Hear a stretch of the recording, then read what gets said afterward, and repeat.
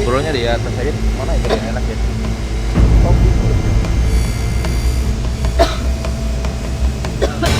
Ya, jadi pemirsa, hari ini kita melakukan sebuah proses dan ternyata saya akan coba mengkaji dulu dengan apakah gerangan apa kenapa tadi?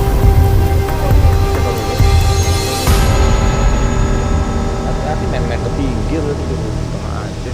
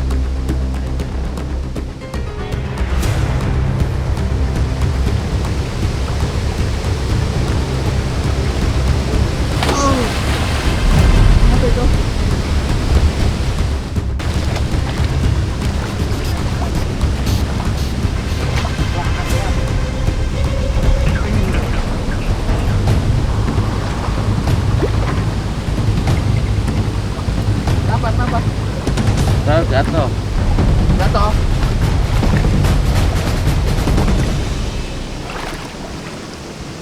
Buka dan, coba dan.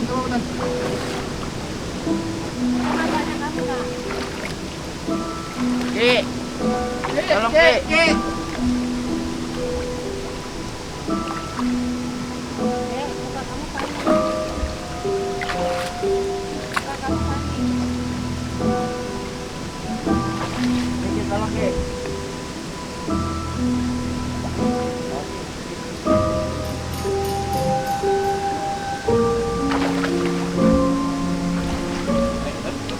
Waduh. Pak, tolong Pak. Iya, sebentar ya.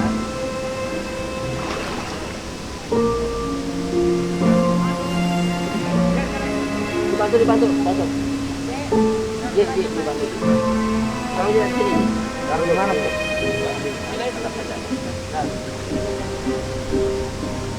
Sini.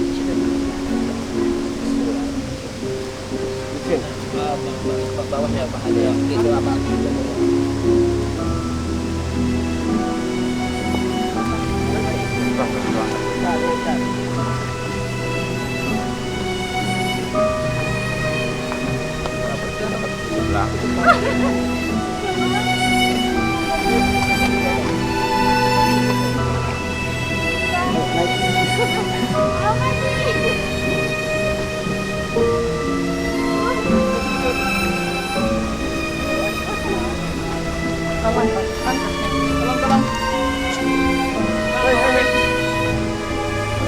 Ada.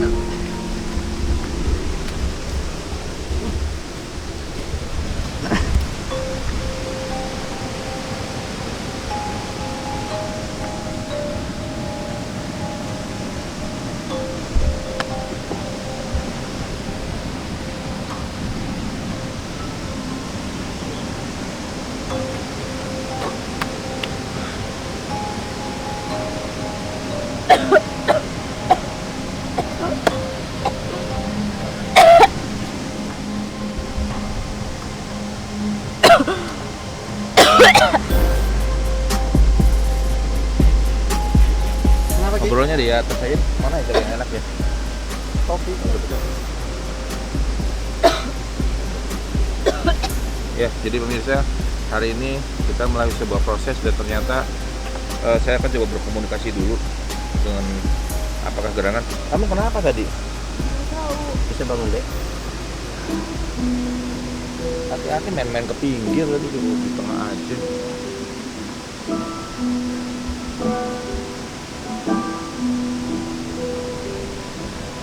Jadi ini yang kita dapatkan.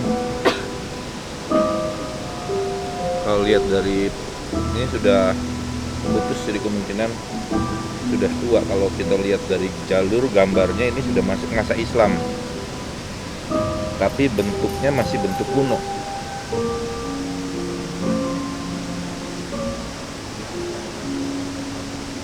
Jadi ternyata kalau kita mau ngambil ada proses persiapan yang lebih panjang. Memang hari ini kesalahan saya masuk tanpa proses yang lebih panjang, dan permintaannya adalah agar barang itu dikembalikan lagi.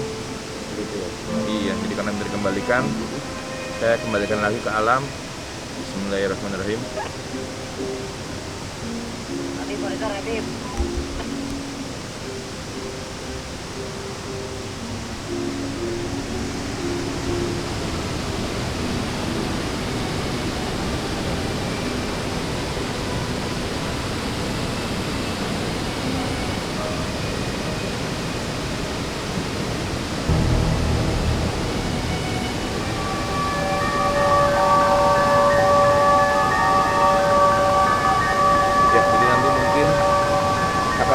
Kedua, tapi kemunculan kedua tadi menurut informasi yang saya dengar dari informasi gaib adalah bukan cuma bendanya, tapi ada warangkanya dan ada media pendukung yang lain seperti saya melihat bukan cuma sekedar keris, tapi ada sebuah barang panjang, tongkat panjang yang ada di sekitar sini, dan itu merupakan warisan leluhur kita.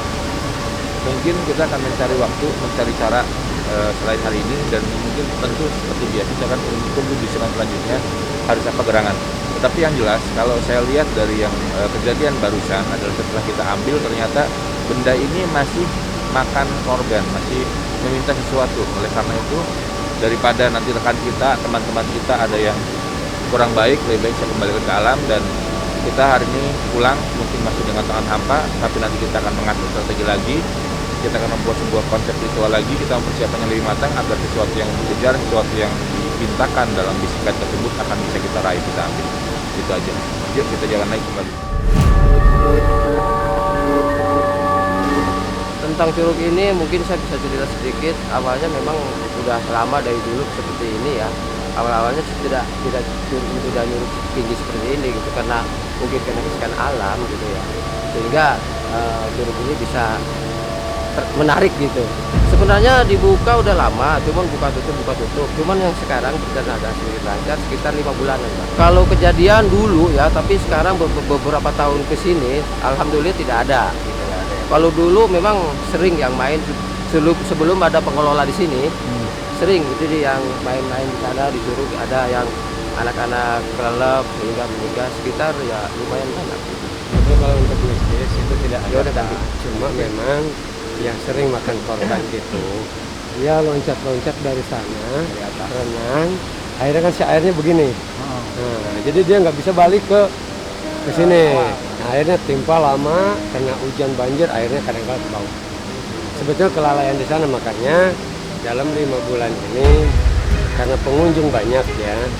Pertama akses awalnya juga tidak ada, yang kedua kita fasilitasi akses dan kita batasi hanya sampai jam 6 sore.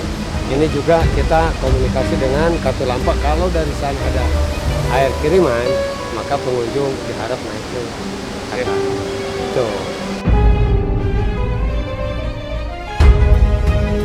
Pengunjung tidak boleh mandi di Curug Parigi, tidak boleh di bibir Curug Parigi foto-foto selfie.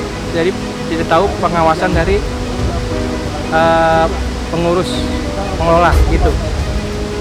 Kalau hujan besar itu curug air naik, kalau nggak banjir biasanya air berkurang.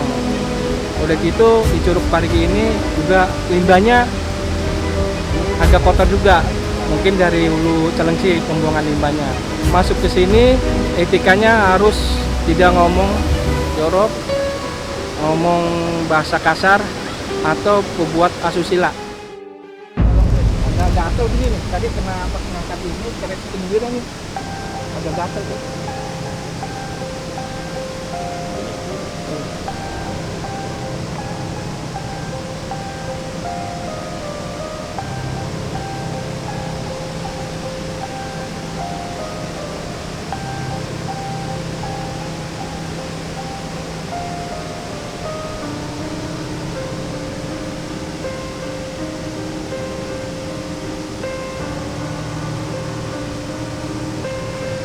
Makasih. Iya, kena ujungnya. Tadi pas ngangkat adik, ujung kerisnya jadi agak merah di sini nih, agak gatel sininya nih. Iya. Waktu belum dikelola seperti ini masih lepas gitu ya.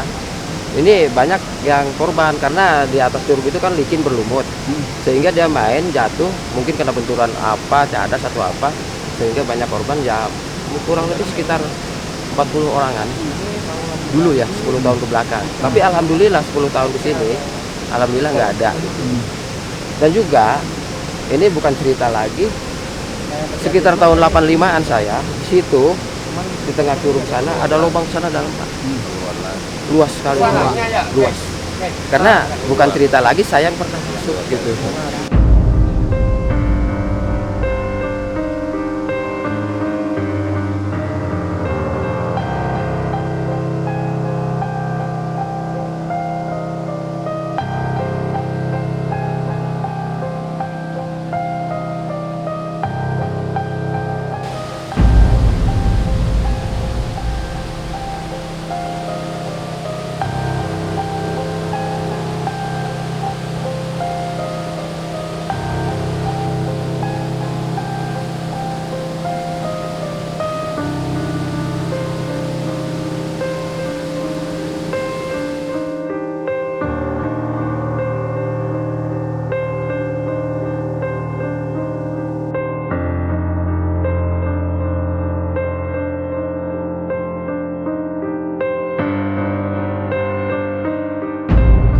Saya nggak mau bisa ngerawat, nggak bisa ngerawat ya, dan nggak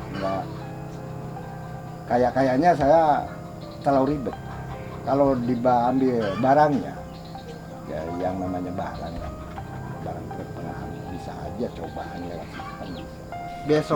Besok hari besok tengah hari tengok ke sini, di antara 3 benda ini mana yang kamu suka, mana yang kamu ambil.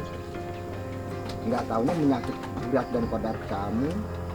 Benda itu sebenarnya ya orang berpakaian serba hitam, cuma dia nggak ada ke tanah. Kita lagi tidur malam dibangunkan, keris luk 7 adanya di sudut wetan lor 7, berarti hidup kita ditentukan dengan hari yang 7. Saya ambil seperti itu. Ya sekarang keris luk tilunya adanya di wetan kidul. Berarti hidup manusia mati-matian, lupa daratan, hanya ingin menseimbangkan yang 3, Sri Lungguh, dunia, tahta, harta, wanita. Udah diambil seperti itu aja.